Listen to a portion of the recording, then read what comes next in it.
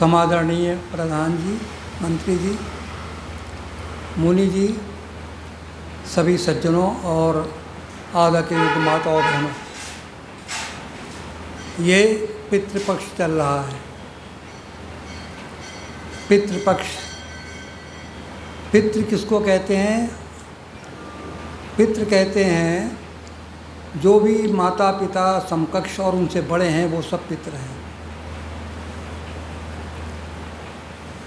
पितृ यज्ञ हम लोग 5 यज्ञ करते हैं, ब्रह्म यज्ञ, देव यज्ञ, पितृ यज्ञ, अतिथि यज्ञ, बलवृक्ष देव यज्ञ। तो पितृ वो सारे के सारे हो गए।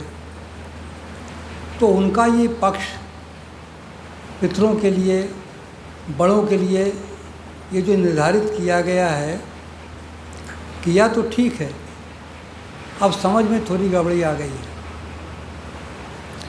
गड़बड़ी ये आ गई है कि पितृ किसको माने, पितर किसको माने, बस यही गड़बड़ी है। एक शब्द पूजा है, पूजा कहते हैं यथोचित सत्कार को, यथा उचित, जिसके लिए जो उचित है उसके साथ वो सत्कार वैसा करना चाहिए। अच्छा, एक गाय पली है आपके यहाँ और एक कुत्ता पला हुआ है, तो गाय को भी भोजन कराना है, कुत्ते को भी भोजन कराना है, दोनों पले हुए हैं। तो आप क्या करेंगे? आपके यहाँ घास भी है और मांस भी है, तो घास को तो आप कुत्ते को नहीं देंगे, क्योंकि कुत्ता खाता नहीं घास, वो गाय को देंगे। और मांस गाय को नहीं देंगे, वो नहीं खा सकती, वो कुत्ते को देंगे। तो सत्कार करने में, पूजा करने में भी देखना पड़ता है यथोचित। और आर्य समाज का नियम भी महर्षि आनंद ने क्या बढ़िया कर दिया, सबसे प्रीतिपूर्वक धर्मानुसार यथा योग्य बरतना चाहिए। अब प्रीतिपूर्वक बरतना चाहिए। अब आपके यहाँ एक चोर घुस आया और उसे प्रीतिपूर्वक बरतिए, श्रीमान जी आइए, बैठिए, नाश्ता करिए। या कोई आपको डंडा लेकर सामने आ गया, छुरा लेकर के आ गया मारने के लिए, प्रीतिपूर्वक श्रीमान जी मार लीजिए, ऐसे तो नहीं होगा, यथा योग्य होगा। वो छुरा लेकर आया तो आप पिस्तौल निकाल लीजिए, यथा योग्य हो गया ना। तो ये पूजा भी यथा योग्य सत्कार कहते हैं। अब ये जो खिलाना पिलाना है, भोजन कराना है, ये भोजन आप किसको कराते हैं? जीवित को या निर्जीव को? जड़ पदार्थ भोजन करता है या चेतन पदार्थ करता है, ये विचार करने की बात है। इसमें कोई आर्य समाजी और सनातन धर्मी वाली बात नहीं है, केवल और केवल बुद्धि की बात है। अगर आप कहें कि साहब हम सनातन धर्मी हैं, तो हम बुद्धि वाली बात बिल्कुल नहीं मानेंगे। तो हम जो हलवा बनता है आटे से, चीनी से, घी से, हम नहीं बनाएंगे, हम बालू से बनाएंगे, मिट्टी से बनाएंगे। पंडित जी ने कह दिया बालू की मिट्टी का हलवा खाइए, तो नहीं करेंगे आप ऐसा। केवल बुद्धि का प्रयोग करिए कि पितृपक्ष में खिलाया किसको जाता है? अपने पितरों को, बड़ों को। तो बड़े हों ना तब तो खिलाएं उनको।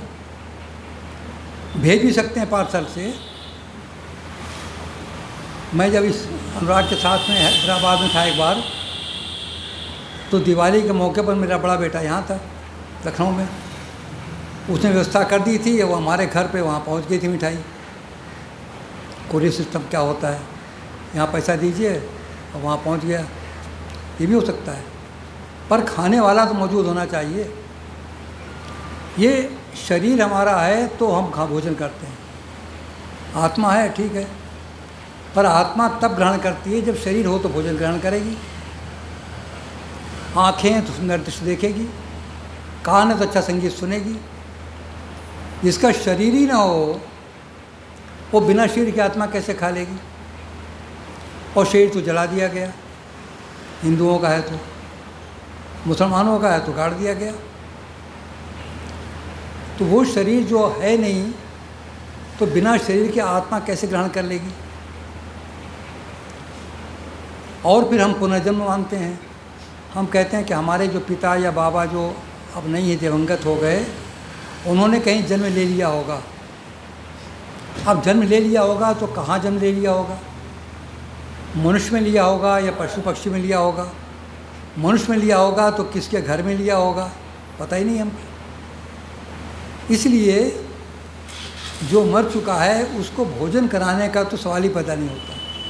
भोजन करना, पानी पीना तो वो करेगा ही, तो कहीं पैदा हो गया है ना। अब हम यहाँ बुला रहे हैं तो वो यहाँ थोड़ी आएगा। साल में एक बार लोग भोजन कराते हैं पितृपक्ष में। तो भाई आज अष्टमी है तो अष्टमी को हमारे पिता की मृत्यु हुई थी, चाहे वो कृष्ण पक्ष हो या शुक्ल पक्ष हो, अष्टमी को हुई थी, तो अष्टमी को वो आएंगे और हम भोजन कराएंगे उनको। उनके नाम पर चाहे ब्राह्मणों खिलाइए, चाहे कौवे खिलाइए, चाहे जिसको खिलाइए। तो वहाँ से जब आएंगे यहाँ पर तो वहाँ नहीं रहेंगे। अब मैं घर से यहाँ आ गया हूँ तो घर पे कहाँ हूँ, अब तो यहाँ हूँ मैं। जब तक नहीं था तब तक घर पे था, तब यहाँ नहीं था। तो आत्मा तो एक देशी है, परमात्मा तो सर्वव्यापक है। आत्मा सर्वव्यापक तो है नहीं। आपके अंदर आपकी आत्मा, मेरे अंदर मेरी आत्मा। ये आत्मा जब तक है तब तक शरीर चल रहा है। अब हो सकता है कि मेरा पूर्व जन्म के जो बेटे पोते होंगे वो आर्षमाजी न हो, बहुत कम होते हैं आर्षमाजी लोग। वो पक्के पौराणिक होंगे और पितृपक्ष मना रहे होंगे। और मान लिया हमारी मृत्यु आज ही के दिन हुई होगी, आज जो भी तिथि है, अष्टमी है, जो भी है, और उन्होंने वहाँ कराया भोजन, तो या तो उनका भोजन कराया हुआ भोजन पहुँच गया तो मेरा पेट भर जाना चाहिए बिना खाए हुए, और या हम यहाँ से उठ करके वहाँ जाते हैं अष्टमी के दिन, पंडित जी बुलाते हैं तो ये शरीर तो मृत हो जाएगा। अगर हमारे आत्मा भी निकल जाए इसमें से तो बिना आत्मा के ना बोल सकते हैं, ना बैठ सकते हैं, लुढ़क जाएंगे यहीं पर। तो कैसी कोई दुर्घटना, कोई घटना कहीं न्यूज़पेपर में, कहीं टीवी में पढ़ी कि साहब वो अचानक उसका लुढ़क गया वो, और उसके आधे घंटे 1 घंटे के बाद फिर वापस आके बैठ गया। वहाँ खाना खाने गया था, यहाँ गया, यहाँ खाना मिलता नहीं, हमारा बेटा देता नहीं है, तो वहाँ चले गए पूर्व जन्म वाले के यहाँ। और पूर्व जन्म में कभी और पूर्व जन्म वाला होगा, इसके हम बाबा होंगे या पर बाबा होंगे, वो भी खिला रहा होगा, तो उसके में जाना पड़ेगा। एक बार अपना जो हमारा बेटा था पूर्व जन्म का, एक बार जो हमारा पोता था, एक बार जो हमारा पर पोता था, तो वहाँ सबके यहाँ जाते रहे खाना खाने के लिए। और यहाँ तो थाली लगाकर बहू बैठी हुई है, खाने वाले पिताजी तो चले गए। तो ये तमाशा है क्या? क्या बिल्कुल आधारहीन है या इसमें कुछ आधार है? विचार करने की बात यह है। नहीं, लोग कहते हैं आर्षमाजी केवल खंडन करते हैं। नहीं, आर्षमाजी खंडन और मंडन करते हैं। मैच ने भी लिखा है खंडन मंडन 2 शब्द हैं। तो भाई लोग कहते हैं कि आर्षमाजी खंडन न करें, क्यों खंडन करते हैं? मैं कहता हूँ एक मकान पुराना मेरा हो गया, गिरने वाला है, और उसको बनाना है, अच्छी तरह नया बनाना है मकान, तो क्या बिना उस मकान को तोड़े हुए, गिराए हुए नया मकान वहाँ बन सकता है? नहीं बन सकता है। एक विद्यार्थी ने, किसी ने भी कुछ कॉपी पे गलत बातें लिख दी हैं, जो पूछा गया था प्रश्न उसका उत्तर सही नहीं लिखा है, तो उसको सही करना है तो क्या करें? उसको काट कर दूसरा लिखेंगे ना।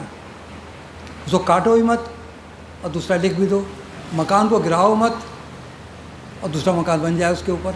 ये कैसे हो सकता है? तो खंडन भी होगा तब मंडन होगा, बिना खंडन के मंडन हो नहीं सकता। किसी ने कहा इस समय रात है,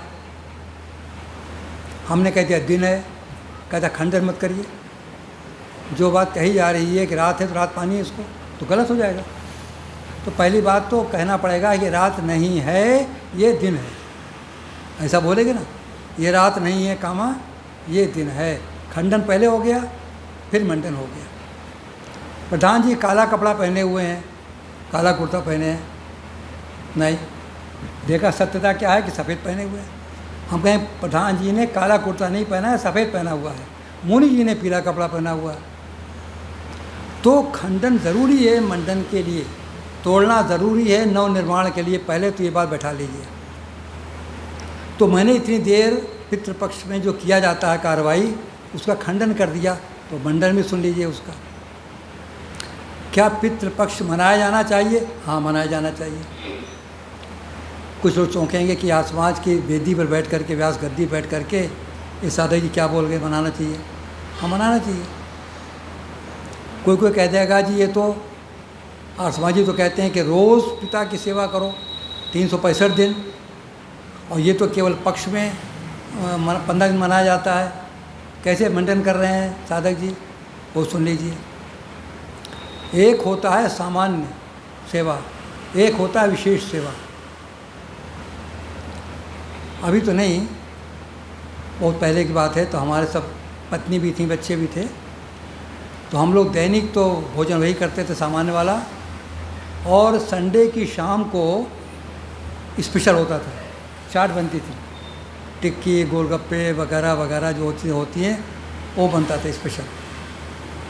आपके यहाँ भी, हमारे यहाँ भी, सबके यहाँ कभी कोई व्यक्ति आता है तो उसको हम विशेष भोजन कराते हैं। कहीं फंक्शन में जाते हैं तो विशेष वस्त्र पहन करके जाते हैं। अब अभी जो हम लोग कपड़े पहने हुए हैं, अभी जाड़ा आने वाला है, अभी जब दिवाली के बाद ठंड पड़ेगी और जब दिसंबर जनवरी में और ठंड पड़ेगी, तो क्या यही इन वस्त्रों में आप रहेंगे? नहीं रहेंगे। आपको चाहिए ऊनी वस्त्र। तो दिवाली होती है, दिवाली के अगले ही दिन सामान्यतः लोग अपने पुराने जो हमारे ऊनी कपड़े हैं उनके बक्स खोलते थे और ऊनी कपड़े निकाल लिए आते हैं। ये वाले जो नहीं, कुर्ता उर्ता हल्के वाले हैं, ये रख दिए जाते हैं। सब लोग करते हैं।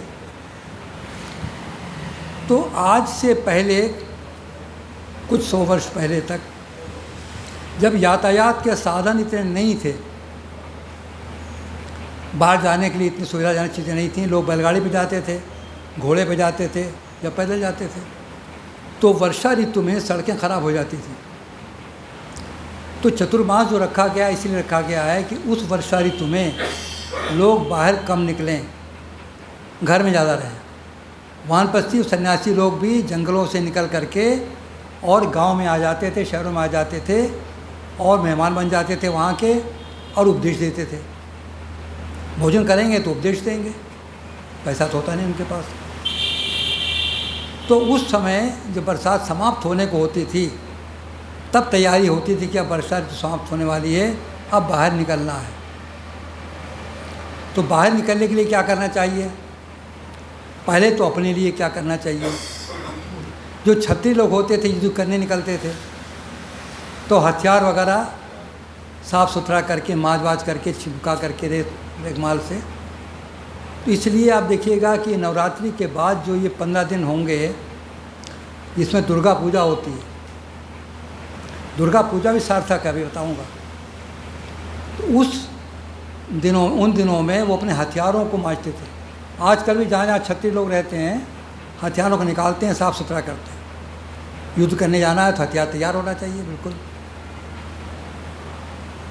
और बाकी जो होते थे लोग, व्यापारी होते थे, वो भी अपना अपना व्यवस्था करते थे। व्यापार करने जाना है, अब व्यापार करने जाना है, 2 महीने लगेंगे, 4 महीने लगेंगे, वापस आएंगे, और जाड़ा आ रहा है, तो ये भी हमारा दायित्व तो बनता है कि जाने के पहले हम देख लें कि हमारे घर में जो हमारे पिता हैं, हमारी माता जी हैं, हमारे बाबा दादी हैं, जो भी हैं, बच्चे भी हैं, इन सब लोगों के लिए पर्याप्त ऊनी वस्त्र हैं या नहीं हैं, पहनने के, ओढ़ने के, रजाई, गद्दा, कंबल, और पहनने के लिए स्वेटर, कोट, जो भी पहना जाता हो, शाल वगैरह महिलाओं के लिए, ये हैं कि नहीं है।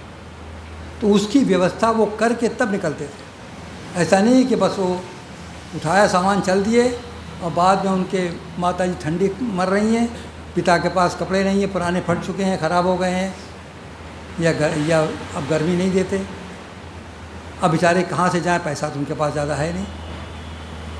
तो ये एक नियम बना दिया गया कि वर्षा ऋतु समाप्त होने के बाद, क्योंकि 4 महीने की होती है, ख़ासकर 2 महीने का श्रावण और भाद्रपद, ये वर्षा ऋतु होती है ना, तो जब भाद्रपद का महीना समाप्त होता है तो ये शुरू हो जाता है आश्विन, जो आजकल चल रहा है, कुंवार जिसको बोलते हैं।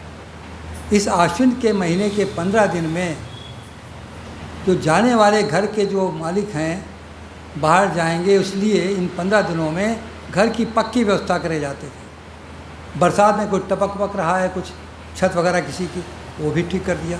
ऐसा ना उनके जाने के बाद उनके पिताजी के सर पर पानी टपकता रहे, बेचारे कहाँ लेटेंगे, सोएंगे। घर का देखभाल कर दिया, उनके लिए वस्त्र बना दिया, पहनने के भी, ओढ़ने के भी, खाने पीने का सामान सब व्यवस्था कर दी। ये विशेष जो वृद्ध लोग हैं, अगर कहीं जवान बेटा है तब तो कुछ कर लेगा, कि जवान बेटे तो चले गए साथ में व्यापार करने के लिए।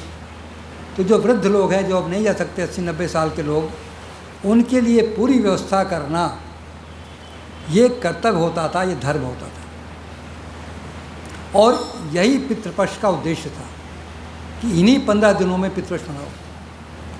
अगर किसी का पिता अष्टमी को दिवंगत हुआ है तो अष्टमी तो पता नहीं, जब दिवंगत हुआ है तो जेठ की अष्टमी होगी, आषाढ़ की होगी, तब तो जिस दिन जिस महीने के जिस पक्ष के जिस तिथि को मृत्यु हुई थी उस दिन भोजन कराना चाहिए। पैसा नहीं करते हैं। 12 महीनों में केवल एक महीना आश्विन, एक महीने में केवल एक पक्ष, और पक्ष के साथ में जोड़ दिया गया पूर्णमासी भी, कि मान लो केवल अगर एक पक्ष ने 15 दिन का, तो प्रथमा परिवा से लेकर के और अमावस्या तक, और कोई पूर्णिमा को मरा हो तो क्या होगा। तो उन्होंने 16 दिन कर दिया कि पूर्णिमा से लेकर के अमावस्या तक ये पितृपक्ष है, भादों की पूर्णिमा, और फिर कुंवार के 15 दिन। तो ये क्यों, यही 15 दिन क्यों? वो इसलिए कि यही वो समय है जबकि अपने वृद्ध माता पिता, बाबा दादी वगैरह के लिए व्यवस्था करके, जाड़े की व्यवस्था करके वो घर से बाहर निकलना है। तो ये कहलाता है पितृपक्ष। इसी प्रकार से कर दिया गया उसके आगे दुर्गा पूजा। अभी दुर्गा पूजा जो है ये आश्विन के शुक्ल पक्ष में क्यों होती है, विचार करिए। क्या दुर्गा माता केवल इसी महीने प्रकट होती हैं? दुर्गा की मूर्ति रखते हैं, पूजा करते हैं, सब कुछ करते हैं, जो भी करते हैं। ये विचार करना चाहिए, विचार करने वाली बात भी है। तो अभी मैंने बताया कि बरसात के बाद लोग बाहर निकलते थे, वैश्य भी निकलते थे, क्षत्रिय भी निकलते थे, ब्राह्मण भी निकलते थे। खासकर ब्राह्मण चाहे न निकले, लेकिन क्षत्रिय और वैश्य तो निकलते थे। क्षत्रिय युद्ध करने के लिए और वैश्य व्यापार करने के लिए। तो जो क्षत्रिय होते थे वो अपने हथियारों को लेके निकलते थे, सेना को सुसज्जित करके निकलते थे युद्ध करने के लिए। तो जब अपने माता पिता सबके लिए व्यवस्था कर दी गई, उसके बाद अपने हथियारों की, अपनी सेना की भी देखभाल करनी है। तो जो शेष 15 दिन रह गए कुंवार के, उसमें वो अपनी सेना के बारे में देखते थे कि क्या आवश्यकता है। इतनी तलवारें ख़राब हो गई थीं और बनवानी है, इतनी कटार ठीक करनी है, धनुष बाण ये ठीक करने हैं, तो बंदूक जो कुछ भी हुआ सफाई करनी है, उसकी मजाई करनी है, जो भी करना है। तो इन दिनों में जो ये नवरात्रि वाला पीरियड होता है, आश्विन का शुक्ल पक्ष, इसमें आज भी जो क्षत्रिय लोग हैं राजस्थान वगैरह में जाके देखिए, वो अपने हथियारों की सफाई वगैरह सब करते हैं। ये उनका एक प्रकार से कर्तव्य है कि बाहर युद्ध करने के लिए जाएंगे तो ये करेंगे, तो करेंगे। ये दुर्गा कहाँ से आ गई? दुर्गा से क्या मतलब है? तो क्या किया यहाँ के विद्वानों ने, एक एक प्रतीकात्मक नाम रख दिया। तो जो व्यक्ति में जो बुद्धिमत्ता होती है, ज्ञान होता है, बुद्धि होती है, उसका नाम रख दिया सरस्वती उन्होंने। अगर कोई आदमी बुद्धिमान है तो कहेंगे इसके भीतर सरस्वती का वास है। कोई बढ़िया बात कह दिया, का इसकी जीवा पर सरस्वती विराजमान हो गई है। अब किसी की जीभ पर अगर कोई सरस्वती नाम की कोई लड़की छोटी से छोटी हो, अभी एक ही दिन की पैदा हुई हो, क्या उसके जीभ पे विराजमान हो जाएगी? अगर शाब्दिक अर्थ लिया जाए तो मतलब जीभ निकाल करके उस पर आके बैठ जाना, विराजमान होना। तो एक दिन की बच्ची भी नहीं बैठ सकती, और सरस्वती तो पूरी युवती हैं। तात्पर्य कहने का ये है कि जो विद्वान है, तो विद्वता के लिए एक बना दिया गया, एक प्रतीक बना दिया गया विद्वता के लिए कि सरस्वती। जो विद्वान हुआ सरस्वती पुत्र, जो विद्वान है उसके लिए कहा गया सरस्वती की इस पर कृपा है। ऐसे जो शूरवीर होता है उसके लिए दुर्गा कर दिया गया,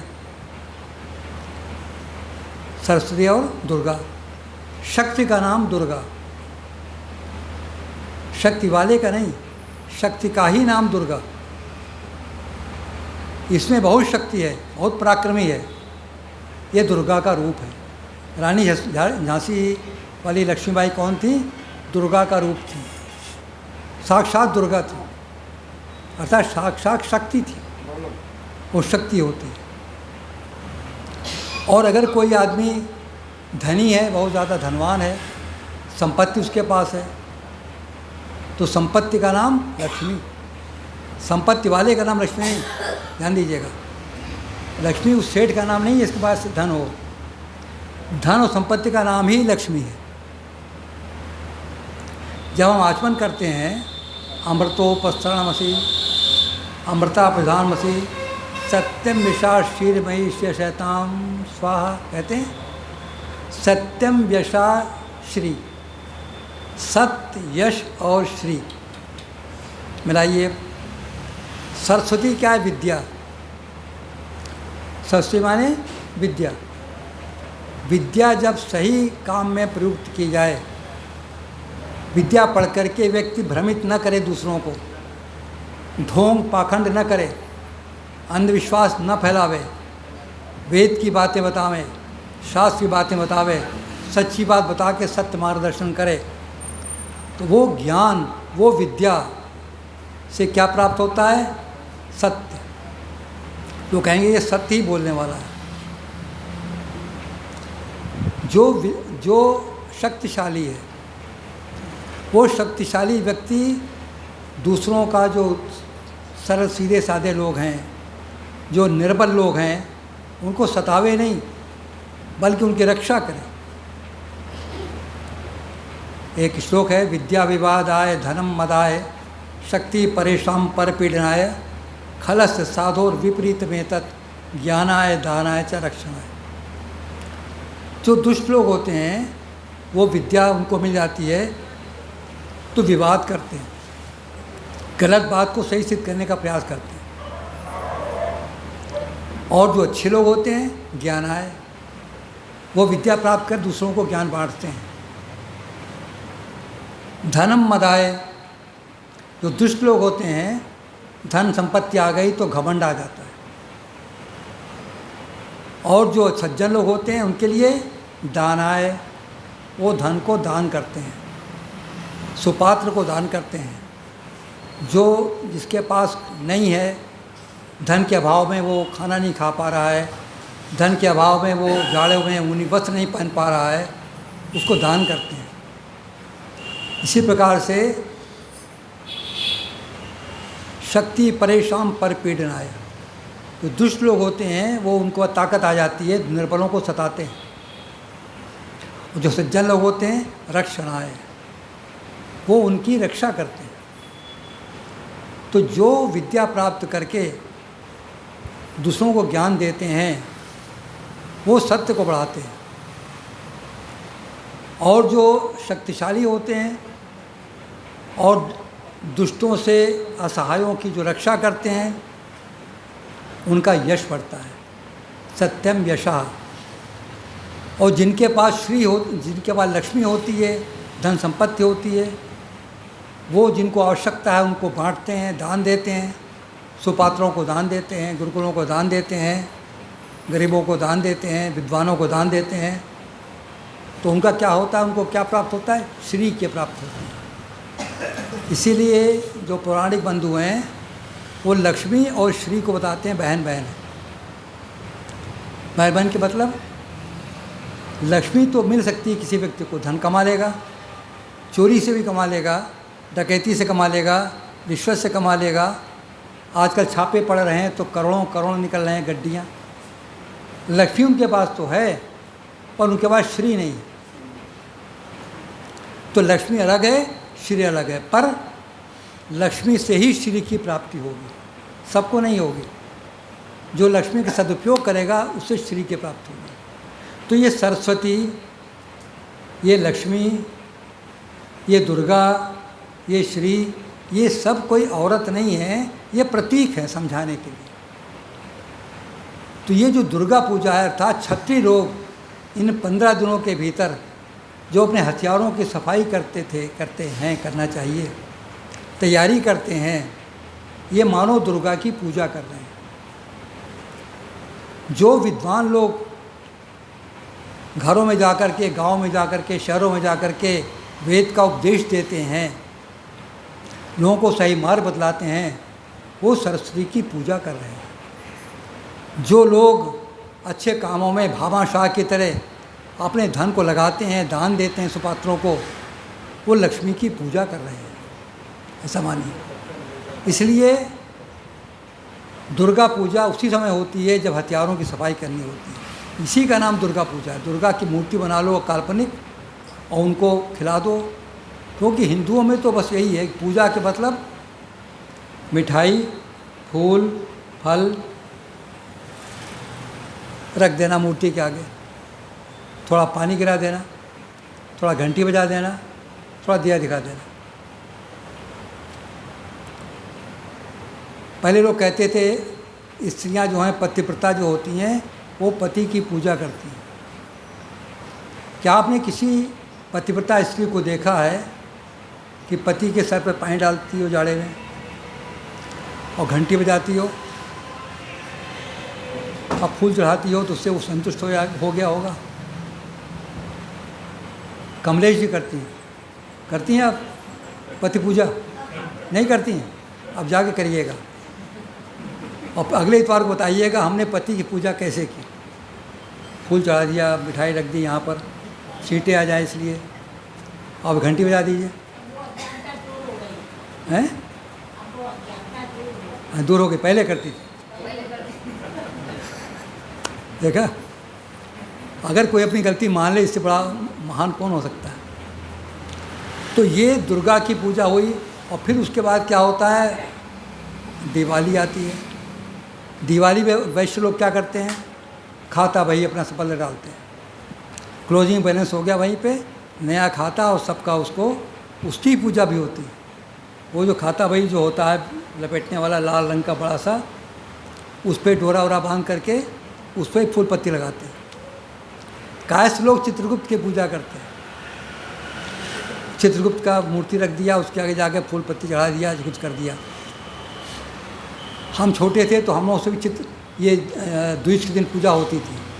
तो हमारे घर तो सब आर्षवाजी माता पिता थे, तो कहते थे कि कापी लाओ, पेन लाओ, ओम लिखो, और जो बड़ा है लड़का वो गायत्री मंत्र पूरा लिखे। तो ये द्विज के दिन लिखा जाएगा। उसके पहले कोई फारसी का एक कुछ वो होता था शेर, जहानम खसरा की दौलत मीर जहानम कुछ था, मुझे याद था, भूल गया मैं।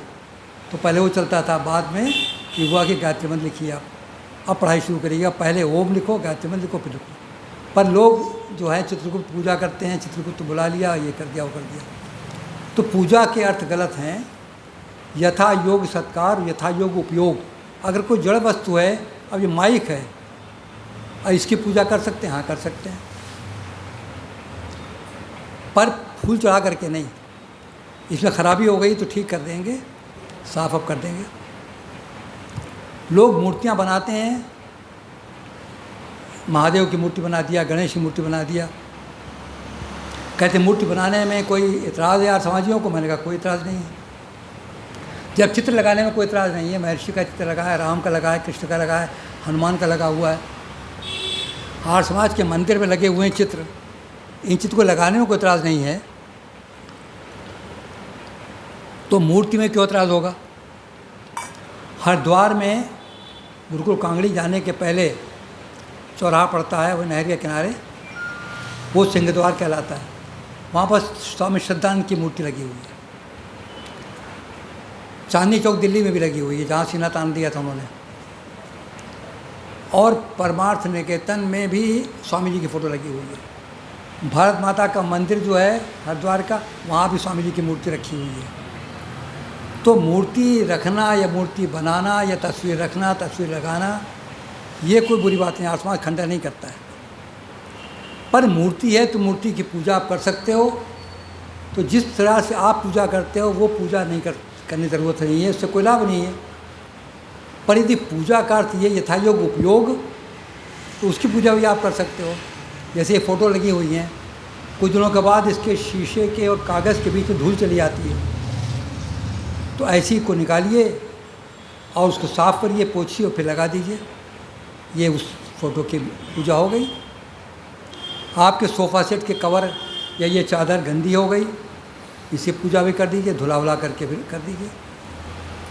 घर में जो भी चीज़ है, पत्नी की पूजा भी की जा सकती है, बच्चे की पूजा भी की जा सकती है।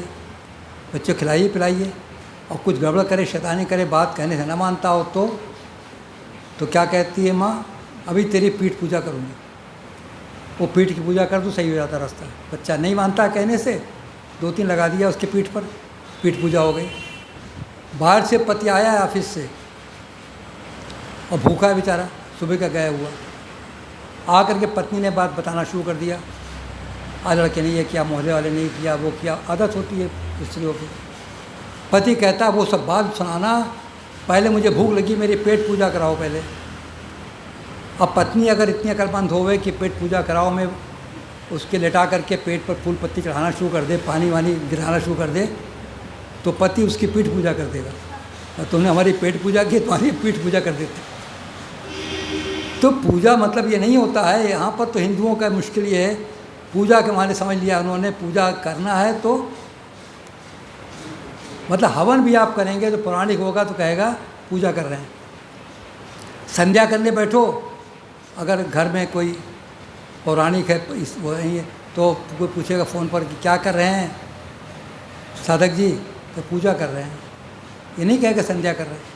तो पूजा इतना व्यापक शब्द हो गया है, उसके अर्थ यही है, पूजा के मतलब ये चढ़ाना, वो पूजा होगी। तो आर्य समाज केवल ये कहता है कि जो परंपराएं चली आ रही हैं उसमें तार्किक दृष्टि से देखिए कि उसके पीछे मंतव्य क्या है। हमारे विद्वानों ने चलाई होगी किसी न किसी ने ये परंपरा, वो परंपरा धीरे धीरे समय के साथ में परिवर्तन होता जाता है।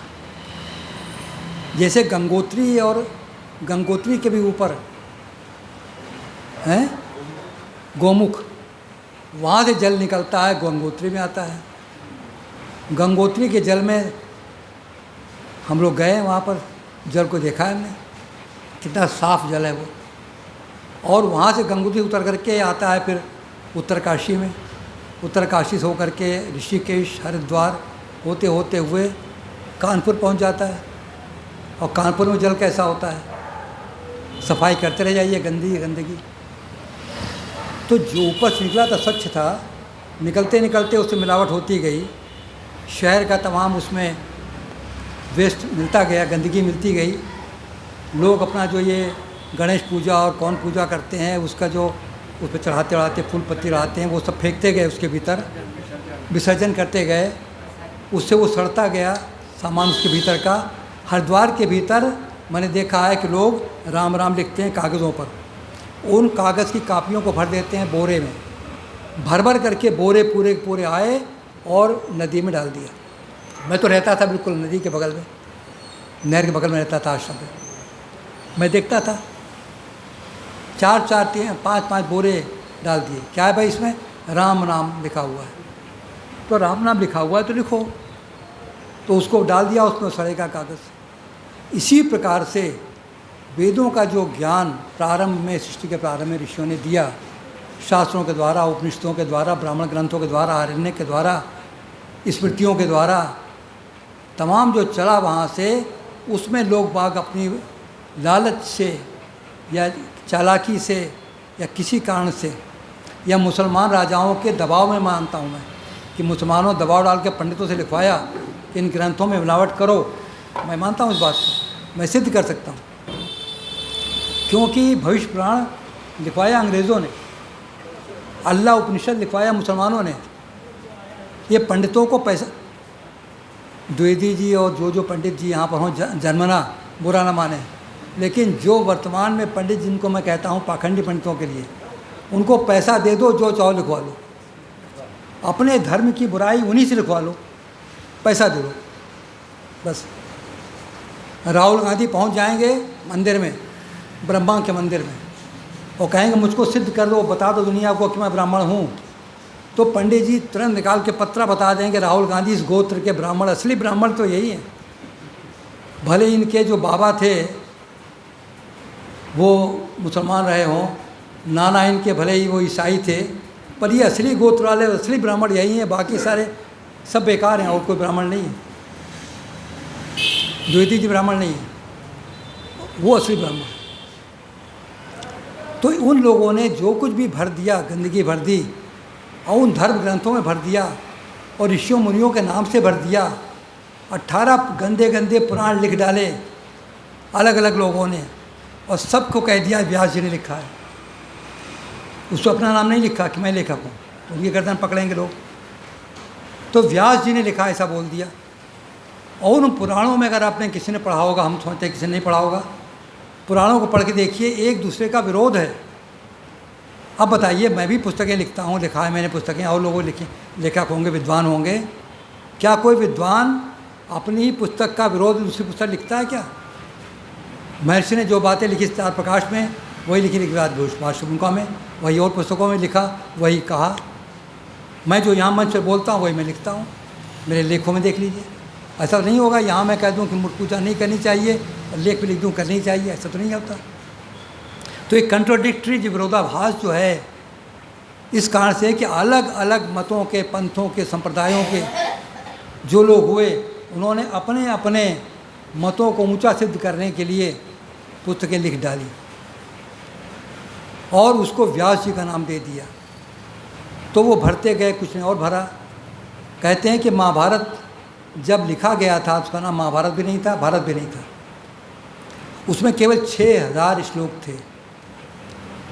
आगे चल कर के बढ़ते बढ़ते 60,000 हो गए और इस समय 1 लाख से अधिक श्लोक महाभारत में हैं। तो जब महाभारत का कलेवर इतने से इतना हो गया तो गीता कलेवर, जो गीता उसका एक भाग है, वो ही बढ़ गई। 18 अध्याय जो उसमें दिए हैं गीता के भीतर, कोई भी व्यक्ति अगर आज बोलना शुरू करे श्लोकों केवल अर्थ न बतावे तो उसको पढ़ने में इतना टाइम निकल जाएगा कि पूरा दिन बीत जाएगा और जो युद्ध होने वाला है वो तो एक तरफा हो जाएगा।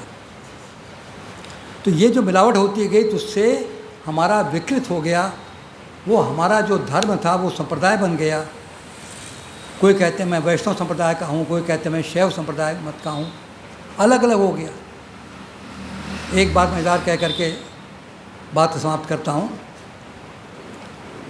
कि किस प्रकार से अलग अलग मतों के लोग, अच्छी बातों पर भी मतभेद। मैं अपनी बहन का विवाह करने के लिए एक सज्जन के यहाँ गया, वकील साहब थे, अच्छे वकील थे वो, उनका बेटा इंजीनियर था।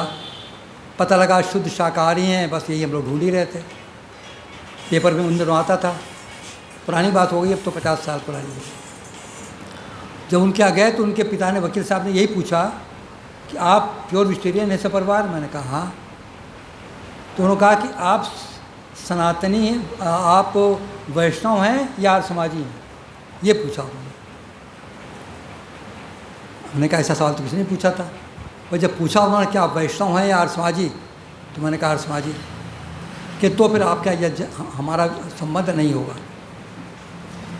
मैं क्यों नहीं होगा? कि मैं सनातन धर्म सभा का प्रधान रहा इतने वर्ष तक और मैंने आर्य समाज का हमेशा विरोध किया क्योंकि वो लोग भगवान को मानते नहीं। तो हमारा घर में बहू आ जाएगी आर्य समाजी तो पूजा नहीं करेगी। उनका एक बड़ा बेटा भी था जिसका विवाह हो रहा था, उससे बड़ा, वो स्कूटी इंजीनियर था। उनका पिताजी क्या फ़र्क पड़ता है, वो आगे चल करके एडजस्ट कर लेंगे आपस में लोग। क्या नहीं, जब विवाह होगा तो उसमें आपका आर्य समाजी पंडित बैठेगा। हम कहा कि आप अपने पंडित बैठा दिए, दोनों पंडित बैठ जाएंगे, पंडित विद्वान बैठ जाएंगे। तो नहीं, जहाँ आर्य समाजी पंडित बैठता है वहाँ पौराणिक पंडित को बोलने देता नहीं है, चुप करा देता है। तो पहली बात तो ये कि विवाह होगा तो आर्य समाज का कोई आदमी वहाँ पर नहीं रहेगा, हमारा पंडित रहेगा। मैंने कहा तो मैं भी आर्य समाजी हूँ और आर्य समाज का मंत्री भी हूँ, मैं विवाह करूँगा तो आर्य समाजी पंडित कराएगा। बात ख़त्म हो गई। उसके बाद उसी बेटे का मैंने पता लगाया, बाद में विवाह जहाँ पर हुआ वो लड़की और लड़की के परिवार कट्टर मांसाहारी था। तो मांसाहारी कन्या को तो ले आए बहू बना करके, पर ये शुद्ध शाकाहारी को नहीं लाए। ये जो मति भ्रम है, अलग अलग संप्रदायवाद मतवाद जो फैला, ये मिलावटों के कारण फैला है। बस महर्षि दयानंद सरस्वती ने यही सबसे अच्छा काम किया कि उन्होंने जो वेदों की बातों में मिलावट आ गई थी, उस मिलावट को अलग कर दिया।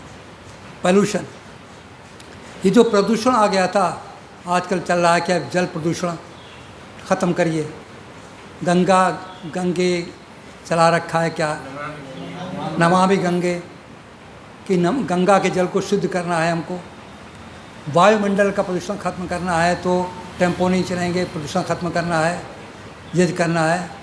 इसी प्रकार से विचारों का, ज्ञान का जो प्रदूषण है, इसको भी खत्म करना चाहिए। और महर्षि दयानंद ने आर्य समाज की स्थापना की है, ये इसलिए किया हुआ है कि रिलीजन में जो प्रदूषण आ गया, जिसकी वजह से ये मत मतांतर फैले हुए हैं, ये मत मतांतरों से आप पोल्यूशन को निकाल दीजिए, माइनस पोल्यूशन, तो आ जाएगा क्या, रिलीजन। तो रिलीजन तो शुद्ध है, जब पोल्यूशन मिल गया तो संप्रदाय बन गए। पोल्यूशन निकाल दीजिए, फिर वही का वही शुद्ध धर्म बन गया। इसलिए मैं मानता हूँ कि आर्य समाज का ये प्रथम दायित्व है कि पोल्यूशन को दूर करता रहे, आडंबर को, अंधविश्वास को, पाखंड को दूर करता रहे, अज्ञान को दूर करता रहे। इसे मैं आर्य समाज के मंचों पर जा कर के सिद्धांत की बात करता हूँ, और जो पाखंड है, अंधविश्वास है, उसका मैं खंडन करता हूँ। हालांकि इस बात के लिए कुछ आर्य समाजों के यहाँ से मेरा बुलावा भी बंद कर दिया गया था, अब तो खैर मैं जाता नहीं उस समय कहीं पर भी। और आज भी ऐसी अनेक समाजों के पदाधिकारी हैं, ये तो अच्छे प्रधान जी हैं, ये तो मैं नाम दे सकता हूँ अगर उसमें बुराई ना हो तो, कि जिन्होंने मना किया मुझको कि आप मूर्त पूजा का, अवतारवाद का खंडन मत करिए, ऐसा करके करते लोग नाराज़ हो जाएंगे लोग, तो ये इधर उधर के लोग आते हैं हमारे समाज में, वो कम हो जाएंगे। मैंने कहा अच्छे लोग, विद्वान लोग कम हो वो अच्छा है, क्योंकि समाज में हमेशा अच्छे लोग कम ही होते हैं। और आप सबको मिला लीजिएगा, पोल्यूशन कर दीजिएगा, मिलावट करिएगा, मेल जोल, वो ठीक नहीं होगा। तो आज के दिन जो ये पितृपक्ष चल रहा है, इस पितृपक्ष से बात करके मैंने तमाम चीज़ों को उससे में समेट लिया, ये दिखाने के लिए कि आप लोगों का एक कंसेप्ट क्लियर होना चाहिए माइंड का, कि क्या ग्रहणीय है और क्या अग्रहणीय है। आर्य समाज कोई अछूत नहीं है कि साहब वो ईश्वर को नहीं मानता, देवताओं को नहीं मानता, सबको मानता है, पर सही रूप में मानता है। जो गलत रूप है उसको बताता है दुनिया को, ये गलत रूप है, इसको छोड़ दो, जो सही रूप है उसको ग्रहण करो। और जान करके भी अगर हम इन बातों को जानते हैं फिर भी आचरण में नहीं लाते हैं, वही गलतियां हम भी करते हैं या करने देते हैं अपने परिवार के भीतर, तो आप स्वयं विचार करें कि फिर हमको क्या कहेगा कोई। ये तो